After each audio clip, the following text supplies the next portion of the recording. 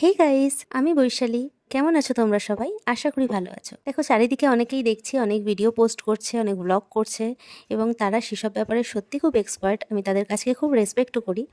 But আমি কোনোদিন এরকম ভ্লগ টাইপের কোনো ভিডিও শেয়ার করিনি, কারণ আমি একদমই এক্সপার্টও নই এবং আমি খুব একটা কমফোর্টেবলও নই। তাও আজকে কি জানি মনে হলো একটা কিছু শেয়ার করি। তো আজ আমি তোমাদের সাথে যেটা শেয়ার করব সেটা খুব হেলদি একটা ড্রিঙ্ক। আমি জানি সকলেই এটা নিয়ে থাকো প্রত্যেক দিন সকালে, এমন কিছু আহামরি ব্যাপার না, তবুও আমার ইচ্ছা হলো তোমাদের সাথে একটু শেয়ার করার। তো চলো, প্রথমে এক গ্লাস জল নিয়ে নিলাম। তারপর আমরা যেটা নেব সেটা হলো জিরা বা কিউমিন সিডস। তোমরা জানো জিরা বা কিউমিন সিডসের উপকারিতা। জিরা আমাদের ওয়েট লসে সাহায্য করে, ব্লাড সুগার লেভেল কম করতে সাহায্য করে এবং অ্যাসিডিটি, গ্যাস, ব্লোটিং এগুলো কমাতে সাহায্য করে।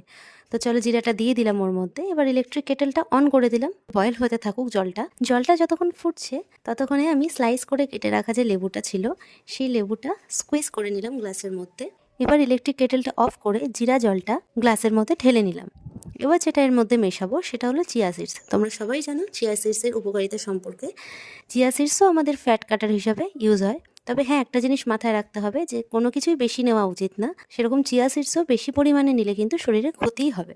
ওভারনাইট ভিজিয়ে রাখা ছিল, সেই চিয়া সিডস আমি দিয়ে দিলাম, দিয়ে একটু ভালো করে নাড়িয়ে নিলাম। হয়ে গেল রেডি আমার মর্নিং ডিটক্স ওয়াটার। টাটা।